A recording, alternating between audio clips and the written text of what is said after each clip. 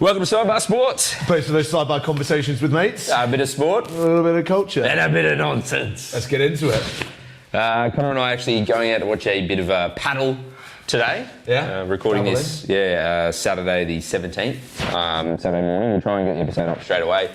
We're a bit late this week. We've had a lot on, but watching a bit of paddle at the Sydney Opera House. Yeah, mate. Indeed. Yeah, been a very busy week. Had the Chelsea women's game, which was great down at Allianz. Yep. And we both enjoyed that. Chelsea absolute destruction of A-League All-Stars. Yeah, I mean, I think that was always probably going to happen. Yeah. We were saying though, like Lauren James, when you see it in person, how good and almost she's so special. Yeah, literally just carbon copy of Reece, just so physical, so quick, just but not injured. Yeah, it just looks like never changed. Never, she's never really even trying. Yeah. I had the pleasure of going down on a Tuesday and watching the opening training session as well. So that was pretty cool to see up close. But yeah, it's good to see a lot of the Chelsea players. Honestly, Ellie Carpenter, absolute homecoming. Just she's beloved over here. Screaming, my eardrums are still struggling a little bit. But also, I just want to back to paddle.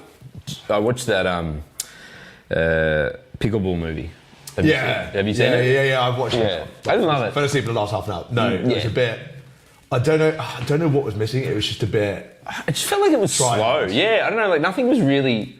Like things are happening, but nothing was really happening. It's kind of hard to explain. It's was it the Dink? Yeah, the Dink. Yeah, it's a shame though because I like Jake Johnson, who's the main guy. Yeah. I usually love his. And I love Aaron Chan. Aussie, he's really good. Yeah, but and Mary Steenbone, who's like the mum in absolutely everything, pretty much. There was heaps of it's a really great good cast. talent. Yeah. But I don't know what it was. It was just a bit. It's a bit much, isn't it? Sam's here, whose studio it is. Sam's joining the podcast. We just kicked off, Sam. You're not talking about Donald Bradman yet, are you? No. Not Today yet, on the podcast, we've got one of Conor's all-time takes. How would you describe it, Sam, off camera? This is my stupid take of all time. Let me help you, boys. There you go. These are the wrong way. This is small bit on the outside. Oh, look at that. This is the kind of service you get at Sandhouse Media on a Saturday morning. All looks good? We're looking great. Great. He's just come in to hear Conor's take later. We're going to chat about Australia and Bangladesh, the test that never was. And Conor has a great take. He said it here yesterday, and it was so well received that we've decided to add it to today's podcast. You've done a lot of research as well, which I appreciate. I've done, I've actually put in the admin. Thank God for AI, and some good, thorough, very high credential journalist insights to this. So before we get to that, I want to kick something off because last week we did the top 10 sporting comebacks of all time. Yeah. Now I did manage to sneak Shane Warne in there, who got done with a diuretic, an illegal drug. So this week we're going to do the top 10 comebacks. These are the comebacks. Which this stemmed off the back of you also trying to sneak in Steve Smith after cheating as a top 10 athlete comeback of all time against people who had come back against like the most horrific injuries, big stabs on the court. And you're like, no, the Nicky Lauda. The that cheated, then he burnt alive. You know, I love weaseling in something into a draft or a list that probably shouldn't be there. Though in my defence, I did have Steve on my list originally, and then I went probably not. But mate, it was a spark for a bit of inspiration. So off the back of that inspired us to come up with this list of the top 10 comebacks. So I wanted to get into it. I feel like surely number one is the man you tried to sneak in there. You're going to draft Steve. I'm going to go first. I'm going to start first with the picks. Okay. I'm going to go Steve Smith, number one on this.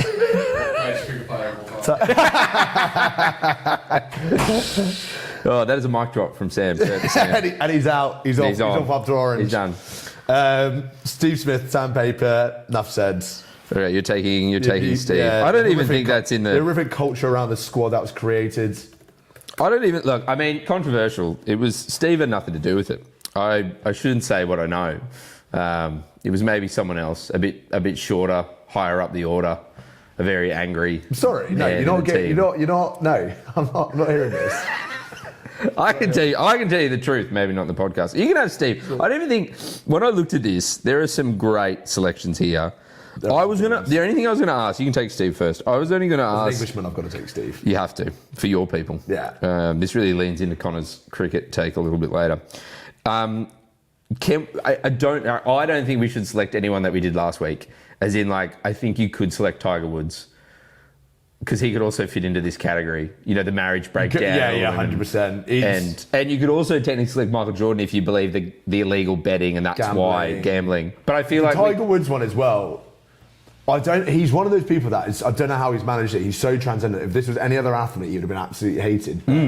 People just love him so much because he was such a trailblazer, and like with obviously being like just kind of the first like black kind of golfer that really like kind of punched into the sport. So it's such a tricky one. Like even now, like he's so. He got done again. That video is so funny when he's like just on the phone to the president. Yeah. The cop's like, what? It's just like, chatting to Trump. And I couldn't place that one. He sits.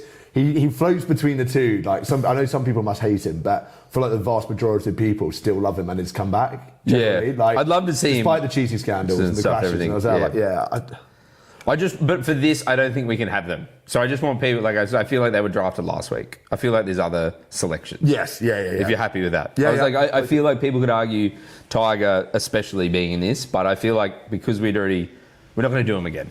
No. That was what I was thinking. But he could probably be in this category. Could definitely be in this. Which again, like to be the GOAT of your sport and to be like, to your point, universally loved, like come back from like tragedy, cheered, adulation as he wins the Masters, but then at the same point do all these dumb things and people just hate him. And he's the GOAT of the sport. You know what I mean? Like, I don't know how much people actually hate him. I don't know if I've met many people. Like there must be some women out there that probably don't like him. I think it's anyone like really outside removed of sport doesn't like him. But I think I've still not many people that really? I hate Tiger Woods. Like if it comes up in conversation, I'll be like, yeah, true. Don't talk to you about him. Like they. Maybe sort of another one just off the back of that. There you go, Ron. I just find it. Like maybe he did, to your point, did so much for sport, and you know, with the segregation, there were courses he couldn't even play on when he started playing. Yeah. Maybe that's like also why he's so loved, and he dominated it, and it's just wild to be a GOAT and have that. And to your point, maybe no one does hate him. Maybe he is loved. I reckon it's about, I'd say about 10%. I reckon about. Hey, if you don't like Tiger, maybe I'll clip it up. Put it in the comments. Yeah. You going to take Tiger then? Or? No. We said we can't take him both times. Yeah, hit me with your first. I'm going to go. There's some greats here. I'm going to go Mike Tyson. That's good. Yeah, Mike Tyson returned from 3 years in prison and became heavyweight champion again to prison. I'm going to take Dredrick Tatum. He's up there with one of the all-time ones as well, considering he had an acting career off the back of this. Yeah. The face thing, like the face tattoo, the hangover stuff. Yeah. That's I'll take Mike Tyson. I take Mike Tyson second. I'm going to take my... Oh, no, you got back-to-back picks. I got back-to-back. Yeah, I'm going to go again. Oh, who else do I want here? I'm going to take...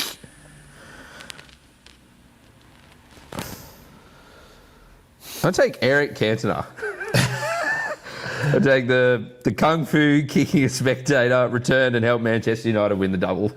It's always in the name as well, isn't it? Eric Cantona, isn't it? I just love it. I love it. Cantona by name, Cantona by nature. Yeah. And I just love him now. Like, he has these wisdom, like these quotes. I think he's literally just a bit of it's just a good comeback as well. Like he actually is he's just liked now. Yeah, he's like, I think everyone loves him. He was probably hated at that point.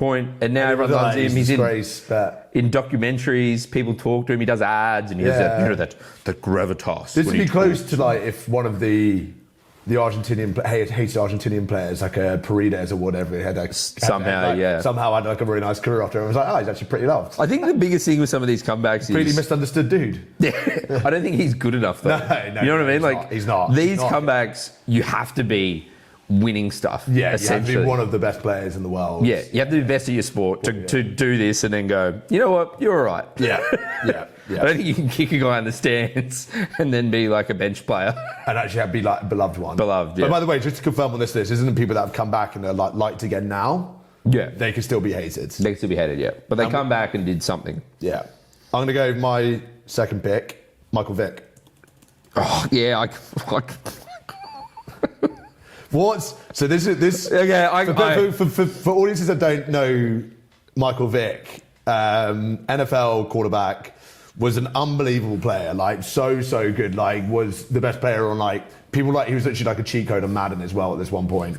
Anyway, the controversy because he was a dual threat. He could throw it and run, and, and he was probably the best at that. That's still like kind of Lamar Jackson-esque sort of. There's players that Cunningham back in the day as well for my Eagles and stuff played. There were players that did it. I just think he did it the best. Yeah, 100%. And I think, so for context, for people who don't know the story, he pleaded guilty in 2007 after a pretty distinguished career already in the NFL to federal charges related to running a brutal interstate dogfighting ring and serving 21 months in federal prison.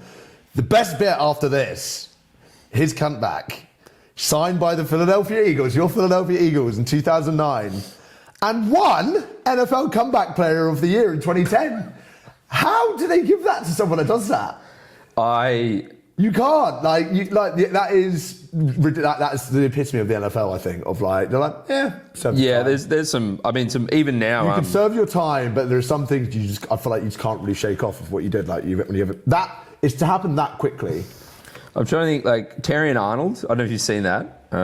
Charges facing Terry and Arnold. He's a defensive DB was for the Detroit Lions. And then he got done with, he's got multiple felony charges. I think he has like 8 felony charges at the moment. And the Seattle Seahawks have signed him. So the Lions cut him. And he also went to Alabama. Ooh, the teams I support. Sounds like the Florida Gators. He 8 felony charges he's facing for connection to a robbery and kidnapping.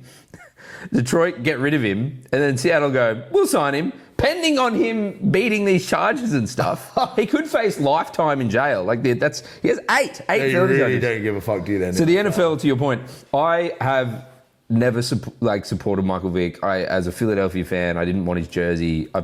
Someone offered me his jersey once when I was getting some stuff sent.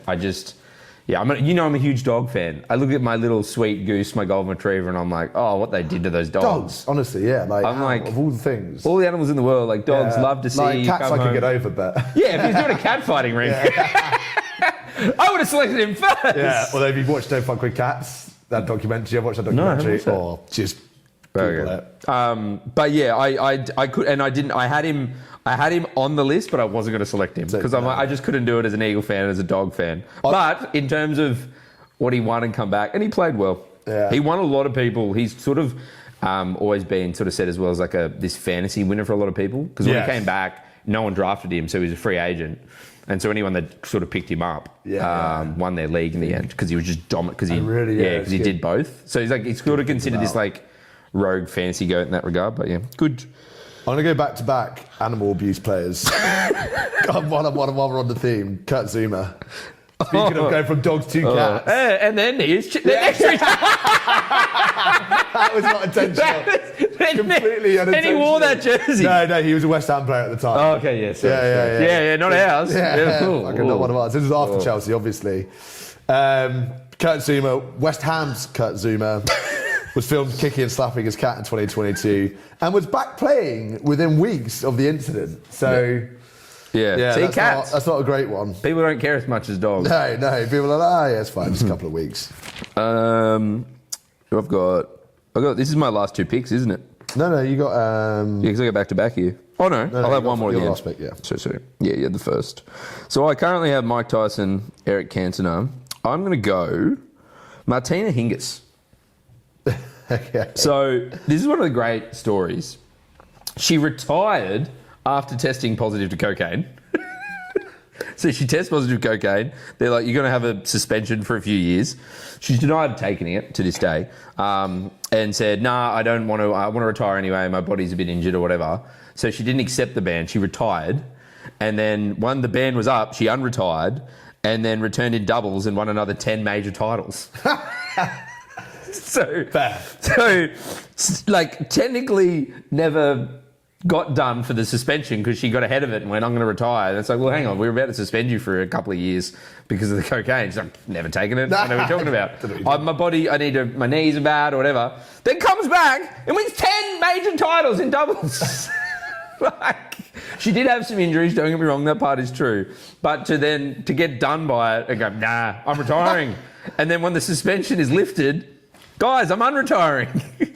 Just a great move. Just all-time great move. And to come back and win 10 major titles and doubles. So yeah. Shout out to Martina Hingis. Who I'm would be? almost like, fair enough. I was that's another one. I'm there like, you know what? You got this. Yeah. All right, I get back to back here. Is that right? You're almost liked after doing 10. If you do 10, you're really rubbing it in their face. Yeah, no. Yeah, you got back to back here. Back to back. I'm going to take Dennis Rodman. Pretty good. Yeah. So I'm going to really niche down here, though. You've gone for a lot of people who've come back and kind of been somewhat likeable. Yeah, so Dennis Rodman, that whole thing you would have seen in The Last Dance when he disappeared to Vegas.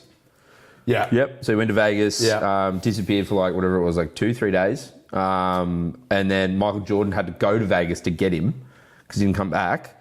So Jordan goes there and then he comes back and helps him win a title. They win an NBA championship. That is an all-timer, actually. And it's an all-timer because benders. Phil Jackson let him go. So the coach goes, my player. Imagine being a player that you're... I don't know. My thing with this one, though, is... Flag on the flag. They know what it is. It's not like he's gone out of his way to be deliberate and it's like really done them over. They're like, we know what he is. He's going to do this. And they've lent into it. Yep. Where it's not something out of the ordinary. Okay. Do you know what I mean? Yeah. All right. Well, okay. I can get rid of it. No, I don't know. I might just veto that one because I feel veto? like everyone knew he was a dickhead. Yep. But in like a funny way, and they're like, all right, this is just him. And they let him do that, but he would do it, but they let him. Because you're saying, because Phil Jackson went, you can go. Yeah, because even though he didn't come back, Jordan had to go get him. If he had gone and done that without sort of those guys' permission, then it would have been like, it would have been a pretty brutal one. That's right. No, vetoed. I vetoed. That's fine. I'm gonna go to my own backyard here. I'm gonna go Ben Cousins. Ooh, now, I don't know if you know. I've heard of Ben Cousins. Yeah. Yeah. So he was probably arguably the best player, one of the best players over the West Coast Eagles, best player in the competition. Yeah. Won a flag, won a cup over there with them. Then got done for drugs. There's a whole doco about it where he's like, I wouldn't, because he would bend every weekend, cocaine, drinking, everything, Really? and then he would like rip training during the week and play and dominate, go on a little bender, rip training. And they're like, how would you do that? And he goes, in the doco, he's like, I wouldn't have fucking butter on my toast, mate. Like, he was like so ripped. He has the Such Is Life tattoo over his gut, which is the last words that Ned Kelly said before he got hung, our famous bushranger. But then, and he was like, he was I think he was homeless, living out of a car. While he's still playing? Well, yeah, he stopped playing. Like, they binned him. They got rid of him. And then he came back and he played for Richmond. After all this, the drugs, the suspension, I think his own family wouldn't talk to him. Mate, he had a beard, looked like Coach Beard on Ted Lasso. He was not in a good state at all. Comes back, didn't win anything. Won games with Richmond, didn't win the comp, but dominated, played very well after not playing for I don't know how many years it was. And now he does media. He's on he does breakfast radio over in Perth. Really? He's loved. He's like a larrikin. Yeah, people are just all around him. Jesus, I didn't realise it was that severe. Yeah, the doco is interesting because there's I think someone's filming him that shouldn't have been when he's doing drugs at his house. Oh really? And that's busted. Yeah, and they used it in the documentary and he talked about it. But yeah, it's it's definitely an interesting watch. Yeah. To this guy that kind of let me just check. How many years didn't he play for before he came back? But yeah, he was one of the best. Yeah. Oh no, it was only 2 seasons. Yeah. So he did not play in the AFL for just over 12 months, 1 full season after being sacked by the West Coast, and then suspended by the AFL 2007 before returning to play in 2009.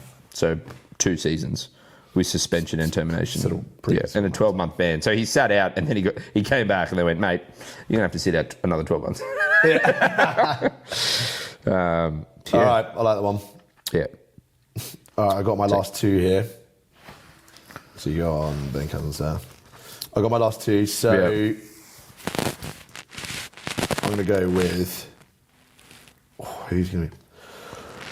there are just so many pricks out there, aren't there? Yeah, no. So it's just how do you go for this? I feel like A-Rod shouldn't be able to escape this list. Yeah. I know he's kind of... I know, yeah, because what was it? So I had admitted in 2009 to using PEDs. early in his career, followed by the 2013 kind of massive 2013 biogenesis scandal, where he was proven to have lied, obstructed investigations, and acquired banned substances again. So I think he should be in there, and obviously had a pretty like stellar career. So he's like one of the all-time comebacks, and he's done all right with his image since, I'd say. Yeah. And then I don't think this person should escape the list either. This is a very good recent one, but I'm going to go with Conor McGregor. Okay, yep. I think that. But has he come back and done anything? He had a comeback and he got absolutely spanked. Not when he did his ACL or his whatever it was. His most recent UFC fight. But he didn't fight. Huh? He didn't fight. He got filled in. When it lasted. No, he didn't get filled in. He walked out and his ACL was done. Remember? No, he got literally straight away. No. He had to fight and he got destroyed like a month ago. No. He walked out with he did his ACL and they stopped the fight because he couldn't walk on his leg. What, during the fight? Yeah, like literally like the first bit he walked. Still a comeback. Yeah, I suppose. He didn't do anything though. The bell went. Because the whole thing was like there was a video of him trying to take his shoe off, and he's wincing. So they're saying that he did it in like training or something. Did the bell ring and was he in the ring? He was in the ring. I'm saying that, but I'm saying like I feel like his comeback was underwhelming. Still, comeback's a comeback, mate. And it was very disappointing. And I think that adds to it. That's karma. Yeah, that's a karma comeback as well. Conor McGregor. I mean, it's all the controversy outside the Oxford behaviour, loads of legal battles, aggressive public persona. 5 years all around is like how he kind of cheats on his missus and stuff, assault incidents. Oh, all that. Ended a 5-year hiatus against facing Max Holloway in Vegas, lasted 69 seconds before he suffered a severe right injury, tearing his ACL and meniscus. And people are saying he couldn't have just teared it there. They were saying that he must have teared it during training, but then wanted to go out because you don't get paid if you cancel the fight before. Oh, really? Yeah. So he got his payment by walking out, but then like he couldn't stand on it and stuff. So like the ref had nothing. He had to be like, mate, we got to stop this fight. Like you can't fight. That's part of the rules. But he got his payment for going out in the thing. But there's like a video of him trying to take his shoe off, but even when his shoe's pulling on his knee, like you pull your shoe like that, and he's like and it's like he didn't make any contact. So how do you tear your ACL and meniscus? Karma. Yeah. As the great Jojo Siwa said. All of his political stuff as well just really added to that. I feel like people don't like him. Like some of these, like we've said, I don't think he's a good dude. No. I feel like some of these, like they've come back and people have liked them, but like Conor McGregor, I feel like is a general consensus.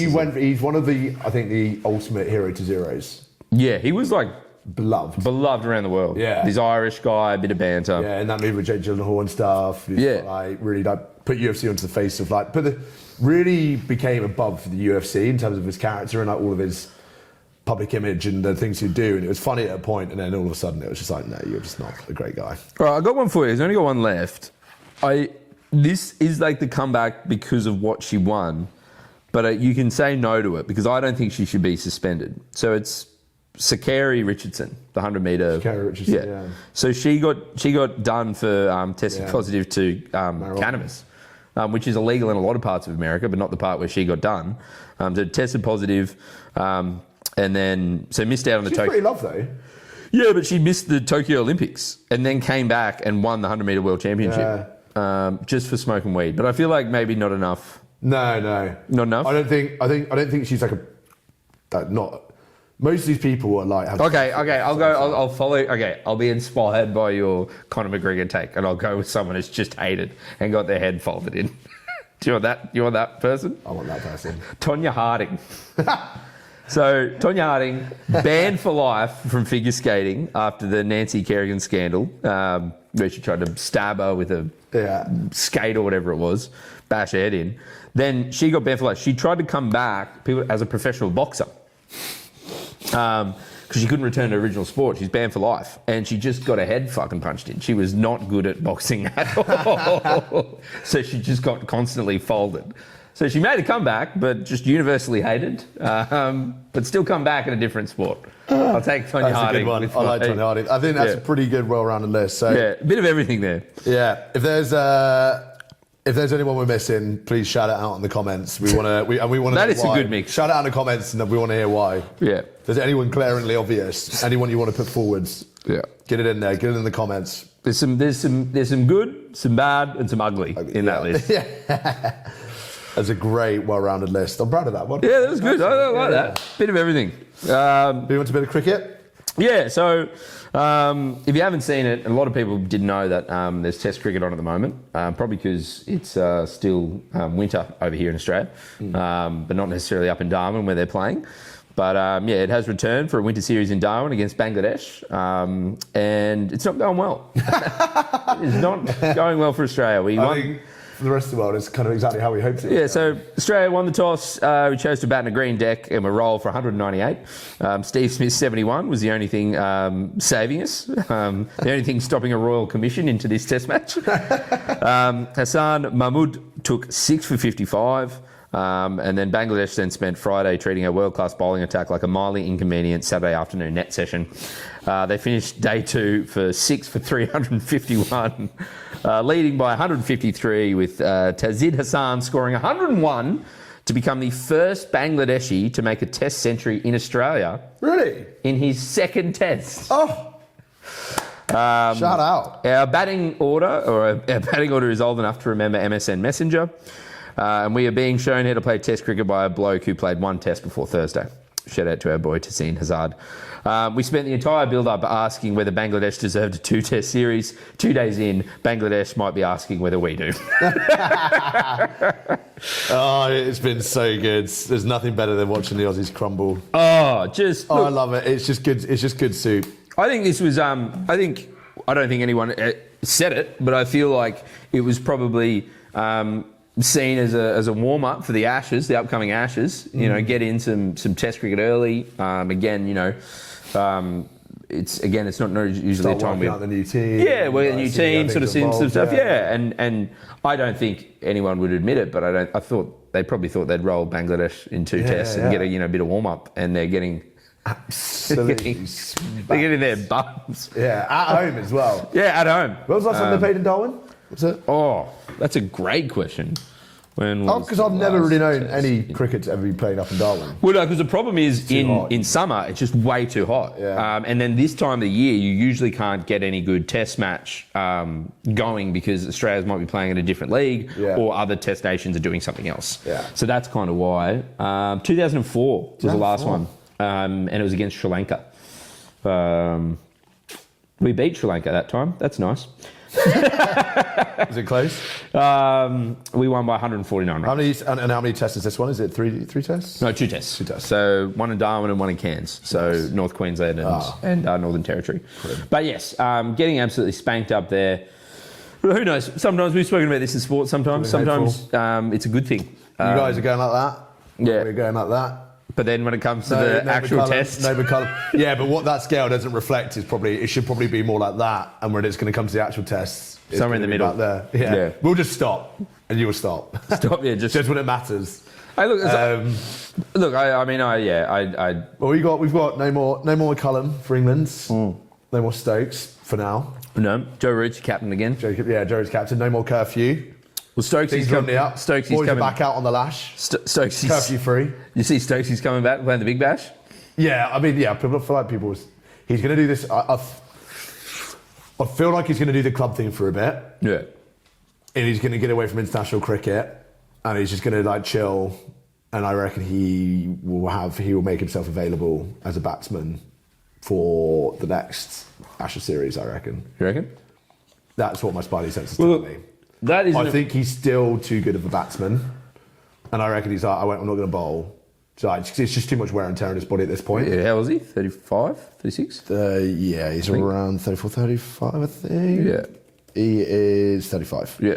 So he'll just turn 36. He's just turned 35, so he'll just be turning 36 next Ashes. So I could see him just enjoying Test cricket, chilling out for a bit. Right, kind of massaging his image again and just kind of getting that sorted and getting the press away. People may think that, that may be a little bit of a controversial opinion. You know what I mean? Like, other people have said it, but, Conor saying, Stokes will be back in a year. But Conor's firing from the hip today, guys. This isn't Conor's most controversial take. Controversial take. In terms of batsman. I love alliteration in anything, really, like for naming stuff. Yeah. And, maybe controversial Conor. Controversial Conor's corner. It's just another controversy. This is a controversy. Controversy. As we mentioned earlier, we had Sam here from Centre House Media. This is one during the week. I don't know how we got into. So this started in the week in the studio here, Centre House Media, Sidebar Sports. We had a bit of cricket chat, just laugh about Australian cricket, Bangladesh, Steve Smith, and I was there like, oh yeah, it'd be nice, kind of Joe Root on his way to becoming the best batsman of all time, and then it was the fish hook I needed from Sam. Sam, our lovely producer man himself, came over, and it was honestly line, hook, and sinker, and that was it. It just set off about Donald Bradman, and then this is when it all really imploded in the studio, and I basically said, all right, I'll caveat on this. I think Don Bradman is a great and one of the all-time great cricketers and great batsman. I don't think he's the best batsman of all time. This has been met by a lot of laughter by almost Australians. For two reasons. One, I'll let Conor get his take out, and he's got his reasons and he's prepared. So I'll let him do that. And I don't want to interrupt. And two, I don't want to interrupt as well because it makes it easier for me to edit later. I'll let Conor do his take and his reasons, and then I'll have my rebuttal, my response. Why Bradman isn't the GOAT? Here we go. I think not. Here is my argument why. Bradman played Test cricket between 1928 to 1948. He played all 52 of his Test matches exclusively against England and India. India didn't become a competitive Test team until the 70s. They didn't even secure their first ever Test win until 1952, after Bradman had stopped playing. Against England, and that was against England in Madras. Sounds like a spicy game. As for England, I think we need to go back to World War I for this context to put this all into a broader picture. During World War I, a total of 275 first-class cricketers were killed on active service, including 12 international Test cricketers. That would have basically been every single county player during that time. And for context, there's approximately 350 to 400 professional male county players in England and Wales at any given time today. So that's basically a whole generation of players, cricket knowledge, all completely lost. And if you want to be like, that was 10 years before Bradman started playing. Bradman played for 20 years. Players played for like 20 odd years around then. Those are your experienced players, and that's inexperienced players coming through pretty much without anybody and any kind of experience to being like knowing surfaces, playing against Australia, whatever that might be. So that's a whole generation. While on the counter of the World War I argument as well, Australia only lost 11 first-class players during that time. So you're basically saying Donald Bradman is the best batsman of all time playing against the New York fucking Jets and Man United in the late 50s post-Munich air disaster when the majority of their team died. It's a great take. It's a great take. I have a few counters. But I mean, we'll clip this up without my counters. Joe Root for Prime Minister. Okay, there's a few things here. So you said Bradman played Test cricket between 1928 and 1948. That is correct. And he lost roughly 8 years of his prime in international cricket because of the Second World War. So Bradman was 31 when Test cricket stopped and 38 when Australia played again. So those should have been arguably some of his most productive years. So he returned from the war and still averaged 105.72 across his final 15 I'm raising my hands just for listeners. I still feel like it doesn't really matter still. Okay, so you said he played all 52 tests against England and India. That's not correct. He also played 5 tests against South Africa, where he averaged 201.50. All right, let's see what South Africa was. He played against West Indies, 5 tests, and he averaged 74.5. He didn't exclusively, again, play against both of them. He also played against South and West Indies. But, again, these were, again, sort of later in his career as well. It doesn't really affect his average. Sorry, I meant it almost exclusively. Almost exclusively. Because, again, there's only 5 tests each. Yeah. When, again, England, he played 37 times. India, 5. Conor said India didn't win a test until 1952, so they weren't competitive. Bradman only played 5 of his 52 tests against India, and those came in 1947-48 when he was 39 years old. So you can remove... They still weren't competitive. They're still competitive, but also he's nearly 40 years old at a time where we didn't really have sports science. He's probably sucking on darts and punching tins at half time. South Africa probably also didn't really develop into a world-class powerhouse until like the 60s, 70s. Yeah, you said that. India didn't manufacture his 99.94 average as well. So again, that doesn't really do it. You lost a lot of cricketers during World War I. I'll give you that. You guys and your wars. But again, someone's got to do them. You had a lot of people. You lose a lot of people. Yeah. We didn't lose as many because we don't have as many people. That's just the population argument. But I will say that you did lose a lot of people. Yeah. Basically a whole every single county test player. Pretty much by the looks of things, every single cricketer in the country. And look, First-class cricketer in the country. And the biggest one I still have, which is what we said in the studio as well, is that if Bradman simply feasted on weak cricket, then why didn't everyone else from that era also average the same? Because there was no one else. But again, like if they aren't good, they should also then average that. He averaged 99.94. The next best of that average were 50s and 60s. I'm saying he's a very good cricketer. I'm saying he's a great batsman. I think he's definitely one of the best of all time. I just don't think you call him the GOAT, considering he's playing probably against like a lot of schmucks. I think the argument for him being a GOAT, and I've said this continuously, is that they were probably good batsmen then and probably very good bowlers, but they were. Bowling average was the fast bowlers were bowling around 80 miles an hour. You had a couple of people that were lies of that, but it's the same thing as like when Wilt Chamberlain scored 100, right? And it's like that's why people say he isn't the GOAT. There's a bunch of white people. Yeah, I mean, but I'm arguing one game, not a average. Yeah, right? I think that's a great example. Thanks for bringing that up. No, but I'm like, why didn't other people get 100 points in a game? Yeah, because no one was ever that good during that era. So he's an outlier. I'm saying he's an outlier of that generation. It can be something that you hold against him because it is in the same generation. But all you can do when you play sport is play the people in front of you. Yeah. And I think the things of like, him using the stump as he was practicing batting with like a golf ball against a brick wall, or like the rounded. I don't know if you know this, like the where you like rainwater tanks. Yeah. So the tank's are round and he's got a stump and he's hitting a cricket ball because these are smaller surfaces that are rounded. Yeah. So the ball shouldn't bounce even. Whereas like back then, people are using a flat wooden bat against a cricket ball in a net. He was always looking for ways to innovate, to get an advantage. One of the other things too is like he's considered one of the first cricketers to start using your hands and rolling it over, because he didn't want to hit a ball in the air, because he's like, anytime you hit a ball in the air, you're giving the opposition a chance to catch the ball. Mm-hmm. So he's like, if I'm turning my wrists over, I'm actually putting it along the ground.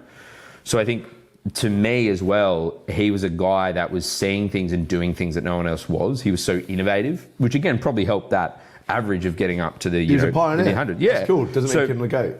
But I mean, look, he's not my GOAT. My GOAT is Shane Warne. Yeah. But again, we can go down that argument because I'll say a bit of the greatest batsman of all time. Greatest batsman. See, the greatest batsman, I don't know. I don't have an answer for you. I've always argued with who that. I don't think any of the countries other than England he was playing during that period didn't really get good until the 60s. No, but sorry. The point I'm making with the he's the equivalent. It's like being like. It's like kind of going to that era of like no one else was doing it. It's like, yeah, great. He was an outlier and he was amazing. It's like the Salvea brothers at schoolboy rugby. No one could tackle them. And it was there like, wasn't anybody else doing it? Well, that's them, and that's everybody else. Them as well, but I think like as well, this is and again, like I'm not there, and so you didn't see it, so you can only go off sort of what people are saying, whatever. But again, like Salvea brothers or whatever, like, or even Wilt Chamberlain, my example from earlier, is probably like you're physically dominating. The thing was, I don't feel like he was physically dominating a sport. The thing that he was doing, like I said, in the hitting the ball on the ground and the way he was practicing and doing stuff and like blindfolded, the ball in the sock, like outside his house, doing things that I feel like if you take those sort of players in any sport and put them in a different era, yes, I don't feel like he would average 90. I think that's a fact. But I still feel like he could have like maybe a 60s average, because he was doing things that were innovative and doing things against the grain. And to me, that shows why he was special. Yeah. Not necessarily I'm physically gifted. No, of course. Yeah. Of course. So I can concede your argument to not being the GOAT, but I do think he was incredibly special. That's why he also did that. I do admit that. I just don't think as stubborn. I don't think you can be as stubborn as Aussies are about the argument of him being the GOAT, just because of the other mitigating circumstances behind us. No, I agree. I think the Aussie thing and the GOAT thing is just purely like it's a better batsman. Well, it's an average thing. It's an average thing. Yeah. Sort of living off. Yeah. Which again, I'm still happy to live off. It's a great average. Yeah. But to conclude. The only thing I feel like I'll give it to you, but the only thing that will tear your argument completely down is if you say you think you're the actual GOAT is, because that just counteracts your whole argument. Because the bias comes in, which you didn't do on the podcast, but you did the other day here. I don't have one yet. I'm yet to make I need to put all of my points. He may have said Joe Root in the studio. I said soon to be. Soon to be, yeah. Yeah. Soon to be when he breaks the record. All right. Well done, mate. Great argument. All-time run scorer, soon to come. No, I'll put it all into. If we want to get into that, I'm not by any means a cricket expert. I like my cricket. I like watching cricket. like playing cricket a little bit, but I'm by no means an expert. But we can put it all into context if we want to really get down to the nuts and bolts of this. We should maybe it can happen on this podcast. Yeah, maybe do a bit more in depth. Because like I said, I've been to again, knowing those little things about Bradman and what he did. I mean, I've been to the museum, I've gone to his house where he grew up in. Like, he's obviously a legend creepy. What? Bit creepy. Everyone does it. When you when you say it like that, yeah. Smelling the bed. People, new people live in it. Panty sniffers over there. These people, it's used. Big, tidy whities. Skids. Yeah, skid marks leaving in there. Never washed. Red on the front, brown on the back. All right, we should move along. We should get into some, because I really want to get into, that's the other thing I mentioned, the Olympic recount. We're going to do that.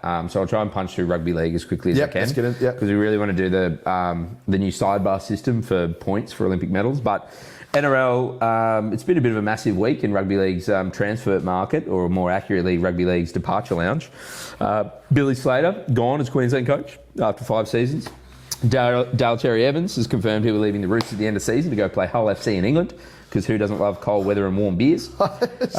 Cowboys winger. What are the all-time rogue moves? I know. Cowboys Queensland winger Murray Tuolagi is going to play French Rugby Union, doing the old code switch. The Cleary family is reportedly getting back together. Jet Cleary has requested an early release from the Warriors to join his dad Ivan and his brother Nathan for 2027. That would be, at this stage, it's definitely Ivan's last year. Could be Nathan's last year, so they could play together as a little family. Can I confess? What? Didn't realise there was another Cleary brother. No, he's not playing first grade. He's like, because he's like a kid. He's like 18, I think. Okay, that's good. All right, I felt bad for a second. Yeah, no. I was the Cleary brother. Yeah. No, he's, people, look, I'll be honest, I haven't watched a lot of Jet Cleary. People say he's good. He's very young, though. He's been playing in their, like, feeder system over in New Zealand. Fine. All right, sorry, Jet. And then also, with the Panthers, Brian Toho is taking his talents to PNG with the other Infinity Stones for their inaugural 2028 season. So anything that jumps out there, there's a lot of stuff there. No, it was a 2-0 though, and Luai Jerome reuniting, aren't they? Reunited, yep. He was best man at his wedding, so they are very close. Yeah, and if the Perth Bears, right, did they get Cam Munster? Did I see? Were they trying to get Cam Munster? Oh, I think Perth Bears will take anyone at this stage. They haven't really got their team is awful. And then when you compare it to the Chiefs are fucking I saw a great meme of being like the old school one. You know, in old school when they go and they basically start kidnapping.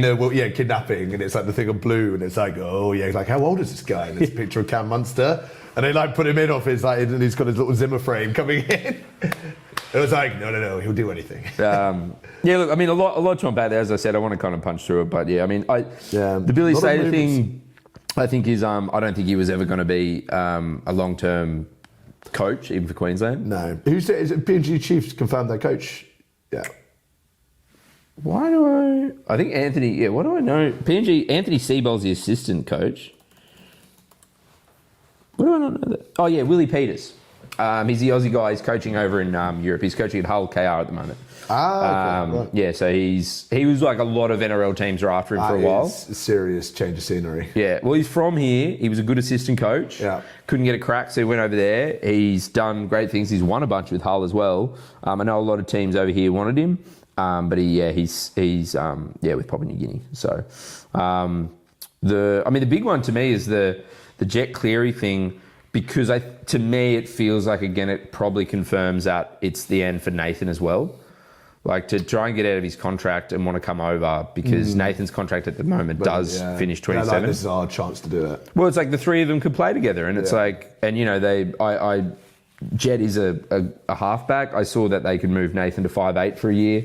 Yeah. Dad's there, and they could play together, and then Nathan and Ivan can go do whatever they want. I think that gives more credit to probably Nathan moving on and doing something. Are the PNG Chiefs literally genuinely within a shout for the 2028 season of actually coming in and winning it first time with this team there of Infinity Stones, as you put it? Yeah, the Infinity Stones. I think so. I think if you keep their only thing is like, are they going to be playing home matches in? Yeah. They are going to be doing that. So that's going to be an incredibly hard place to go and play. Oh yeah. Like, it's hostile to say the least. Very hostile. Going to score a try. I don't know if you've seen. You're getting speared as you score a try. I haven't seen the where they're actually playing. I think they're playing at home. The PNG Chiefs are playing at home. Where are Papua New Guinea? Where? Well, there was talk about them playing like in Darwin or something. Where are Yeah, I was going to say if they were actually still playing in Australia, just call themselves, just base themselves out PNG. They built like a stadium. Yeah, Santos National Football Stadium in Port Moresby. Yeah, so they are playing there. 15,000 seats. I've seen Australia, like, Australia has like a Prime Minister's 11 at the end of the year. They usually play, like, sort of up-and-coming players that necessarily probably won't play for Australia in, like, a tournament. Yeah. So they do this, like, in the Prime Minister's... I have no fucking idea why the Prime Minister's involved, to be honest. It's just called the PM's thing. And then they play a one-off game against PNG Chiefs up there. Yeah. And they have fences around the field. So, like, you have the stands... But then there's fences around the field, so they can't get it on the field, can't throw stuff. Like, you get those in like South America and stuff as well. Those like intense football stadiums. Yeah, and like I've had like one of my mates, Joe Bond, PNG boy. He's like, it's fucking intense up there. They love their rugby. I mean, so far they've got obviously Jerome Luai, Matty Lees from St Helens, very good player. Connor Watson, Alex Johnson, Zach Lomax, Brian Tuo. That's pretty ridiculous already, isn't it? Oh yeah, there's like who competes with that in terms of stars already? Like stars in the. That's like this. It's getting close to what Melbourne had, the Storm had, isn't it? Yeah, back in the day. I mean, there are times where Roosters. I mean, the Roosters probably like more similar times. They've had a lot of like representative players. Yeah. Broncos back in the day used to have that. They used to have like the Queensland team. Were any of these players still going to be playable in Origin? What's the crack with PNG? Like, they can still play in Origins. Yeah. Remember, it's where you've grown up or where you've played your junior football and stuff. Yeah. So that'll be their only thing then. That'll be the only thing against them is that they'll probably have such stats roster of players. But it's because of the money thing though. They can still probably have a pretty good squad. Well, this is the thing. Like every player essentially gets double. So like because it's you essentially give 50% of your income to the government. Yeah. So a player that's on 600,000 here would only earn 300,000. Yeah, because once you're earning that much money, it's 50% taxable income. Yeah. So up there, if they pay, they only have to play.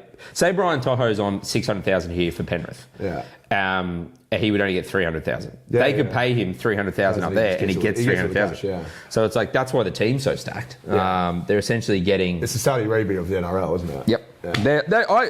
There is definitely a world in which if they keep signing these talented players, like they will steamroll teams. They'll obviously, like anything, it'll take time to build chemistry and rapport and sort of. But like if you're that stacked, like it's going to be silly. What do you reckon the issues are going to be though? Like personalities. That'll be the biggest thing. Like, I think they now probably need to like also look at that. Like, it's good to have like any player you want, but then how do they play together? Remember the Miami Heat when they signed, Wade, LeBron, and Bosh, and they lost to the Dallas Mavericks in the finals that first season. Yeah. Because the Dallas Mavericks were probably a more cohesive team and sharing. They didn't really know how to. It's almost like Madrid always have this issue a little bit as well. Correct. Yeah. But it's exciting. Move on to a bit of Pommie picks. I'm looking at this. You said I was incorrect. I for the Panthers, I picked the Waz at home. You did. Yeah. That is my. So thank you. We can change that to 6 out of 8. 6 out of 8. So you did pick. That was a great upset by you as well. You did pick them. Yeah. What a game! That was a great game. Luke Metcalf's back. He was out beforehand. How they integrated the Aussie players. Yeah. That was intense. Draw. You know those games as well when you see teams that are just so up for it. And they're almost like frothing at the mouth. You're there, just like they were really good. That'd be horrific. Now look, we are recording this on Saturday morning, so 3 games are already played. So it's an honesty policy here. You have to tell me who you would have taken. I didn't actually. You know what? I didn't actually see the scores. Okay, so Panthers, Roosters. Who was at home? It was at Combank. Panthers come back. I reckon Panthers win. Roosters won. 12-6. They could win it all. Dolphins, Seagulls. Seagulls at home. Dolphins, Seagulls at home. Seagulls have still got a bit to play for, haven't they? I think they have to win every game to get in it. This game would have ruled them out of finals. They won it. They lost 22-0. You're not doing well here. And then last night, Bulldogs, Rabbitohs. Dogs at home out of the core stadium. Bulldogs, Rabbitohs. Bunnies win. 22-6. Sharks, Raiders. Sharks at home. Hold on. Let me... Sharks, Raiders. Sharks at home. Oh, Sharks. Yeah. Eels, Cowboys. Eels at home. Cowboys. Broncos, Warriors. Warriors. Yeah. Knights, Titans. Knights. And West Tigers Dragons. Terrible game. That's a terrible game. Yeah. Tigers. And Storms have the bye. It's Pommie's picks. Pommie's picks. All right, now we got the Olympic recount. Yeah, we got 10 minutes here that we can sort of wrap this up. Yeah. So last week we identified one of the greatest problems facing international sport, that no one could agree on how to rank the Olympic medal table. Some countries rank it by gold medals, while Americans suspiciously prefer total medals, usually because they've won the most. So we've introduced the official sidebar sports system. 3 points for gold, 2 points for silver, and 1 for bronze. We've gone back and I've recounted every medal from Paris 2024. I thought we did a 5-3-1 system. I think we might have, but I've done it 3-2-1. Okay, let's go with it. Yeah, we'll go with this. We'll have to redo it. We'll do it again next week. This might change again. This might change again. Because I want to also I want to also read this. I put it up on TikTok as well. This is great. Because in the caption, I made a joke of I was like, this is our new thing. Yeah, we might have gone 5-3-1 and I forgot that. All my research is now incorrect. But I'll give you the 3-2-1. Maybe we'll do that again. I appreciate it. Let's see this. This is So in the caption on TikTok, whichever one affects Australia more, we'll go with. Yeah. For the worst. Wait, no, I did 3-2-1. Let me watch the video. There's a point system for silver and a point system for bronze. Yeah. But if you give the three of them different 5 points, points, 3 points, 1 point. yeah, your winnings. No, you just clipped that specifically. We were talking about the 3-2-1 bit. But Then what you about said- the no, you said it, 5-3-1 you said bit? it. Because I Look. feel like you should get more. You said it, look. Different 5 points, 3 points, 1 point. You said it. 5 points, 3 points, 1. You did. Yeah, sorry, okay. All right. So Connor's right, and I need to redo this. But in the caption, I wrote, as a joke, I wrote, then we introduce relegation. Finish last at the Olympics, and you're sent down to the Commonwealth Games. Which I thought was a very funny You bit. have to rejoin the British Empire. Yeah, if you're outside of it. Yeah. Anyway, so look at this comment. It's massive. I'm going to read Rejoin it. or join. Are you dumb? Yes. You cannot be relegated from the Olympics and Commonwealth Games, you idiot. They are completely separate events run by totally different organisations that have zero connection to each other. You must be brain dead to think that a country like Mongolia or Brazil could finish last at the Olympics and get sent to the Commonwealth Games when they aren't even part of the Commonwealth. The Olympics are for the entire world, as in any country can compete. It is the best of the world, while the Commonwealth Games are strictly a private event for countries tied to the old British Empire known as the Commonwealth countries. Countries once under the British Empire, so there is absolutely no shared league or relegation system between them. Which, I'm going to say I'm happy, because when I clip videos, I'm like, does anyone read the fucking captions, or do you just watch the video? That was the last bit of the caption. It's right at the bottom. We introduced relegation. I just thought it was a funny joke. So shout out to, what was it called? Shark Attack 3000. Shark Attack of a comment. Reading that. All right, well, we won't go as long on this because I probably need to do it again. We can wrap up here because we also got to try and get this episode up and get to paddle. Yeah. So last week, so I redid it. America and China remain first and second under this 3-2-1 system. Yep. France jumps onto the podium, so it becomes third. Great Britain is actually the biggest winner out of this. They go from 7th to 4th. Under the new point system. Japan, big loser, they go from 3rd to 6th, and Australia drops 1 place. From where? You guys? I did have it here. Stand by. We were 4th and we went to 5th. So we switched. So you're saying GB 4, Australia 5. Great Britain. That's nice.